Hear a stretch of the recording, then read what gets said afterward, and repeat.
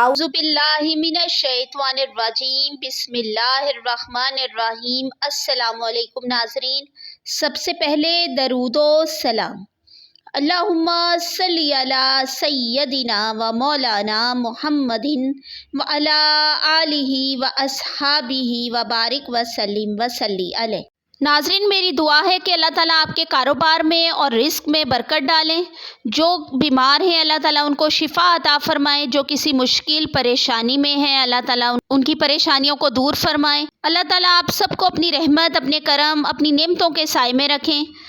حاسدین کے حسد سے، شیطان مردود کے شر سے اور بد نظر سے محفوظ رکھیں، آمین ثم آمین۔ ناظرین، میرے چینل خواب اور تعبیر پر خوابوں کی حقیقت اور ان کے تاریخی پس منظر کا سلسلہ الحمدللہ جاری ہے۔ اس سلسلے کی 8 ویڈیوز میں آپ کے ساتھ شیئر کر چکی ہوں، اور اگر آپ میں سے کسی نے وہ نہیں دیکھی ہیں تو اسے میرے چینل خواب اور تعبیر پر جا کر ضرور واچ کریں۔ اور آج اسی سلسلے کی 9 ویڈیو ہے جو میں ابھی آپ کے ساتھ شیئر کرنے والی ہوں، تو ویڈیو کو اینڈ تک مکمل دیکھیں۔ انفارمیٹیو لگے تو صدقہ جاریہ سمجھتے ہوئے لائک اور شیئر ضرور کریں۔ ایک جگہ قرآن مجید میں شاہ مصر کے خواب کا ذکر کیا گیا ہے۔ اس خواب کی تعبیر بھی حضرت یوسف علیہ السلام نے ہی فرمائی تھی۔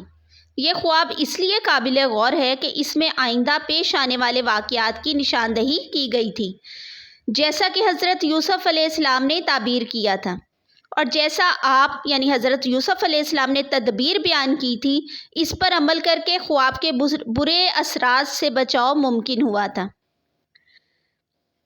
چنانچہ اس سے یہ ظاہر ہوتا ہے کہ صاحب خواب چاہے تو پیش آئندہ واقعات کا تدارک کر کے محفوظ بھی رہا جا سکتا ہے، یعنی خواب کی صحت کے ساتھ حسن تدبیر سے اس کی عملی طور پر نفی بھی کی جا سکتی ہے۔ حضرت یوسف علیہ السلام کی تعبیر کے مطابق شاہ مصر نے خواب میں دیکھ لیا کہ اس کے ملک میں عنقریب تباہی آئے گی، مگر حضرت یوسف علیہ السلام نے اس کے ساتھ ہی شاہ مصر کو اس تباہی اور بربادی سے بچاؤ کی تدبیریں بھی بتا دی تھیں، جس پر عمل پیرا ہو کر وہ اس تباہی سے پوری طرح محفوظ رہا۔ اس واقعے کو قرآن مجید نے اس طرح بیان کیا ہے کہ حضرت یوسف علیہ السلام نے کہا کہ تم کھیتی کرو گے 7 برس جم کر، سو جو تم کاٹو گے اسے چھوڑ دو اس کے بالوں میں، مگر تھوڑا جو تم کھاؤ، پھر آئیں گے اس کے بعد 7 برس سختی کے، تو کھا جاؤ گے وہ جو رکھا تم نے اس کے لیے، مگر تھوڑا جو روک رکھو گے تم بیج کے لیے۔ پھر آئے گا 1 سال کے بعد اس میں مینا برسے گا لوگوں پر اور اس میں رس نچوڑیں گے۔ تو رات میں شاہ مصر کے خواب کو اس طرح بیان کیا گیا ہے کہ تب فرعون نے یوسف علیہ السلام سے کہا کہ میں نے خواب میں دیکھا کہ دریا کے کنارے کھڑا ہوں، اور اس دریا میں سے 7 موٹی اور خوبصورت گائیں نکل کر نیستہ میں چرنے لگیں۔ اس کے بعد 7 خراب اور نہایت بد شکل دبلی گائیں نکلیں، اور وہ اس قدر بری تھیں کہ سارے ملک مصر میں ایسی کبھی نہیں دیکھیں۔ چنانچہ وہ دبلی اور بد شکل گائیں ان پہلی 7 موٹی گاؤں کو کھا گئیں، اور ان کے کھا جانے کے بعد بھی یہ معلوم نہیں ہوتا تھا کہ انہوں نے کچھ کھایا ہے، بلکہ وہ پہلے کی طرح جوں کی توں بد شکل اور دبلی رہیں۔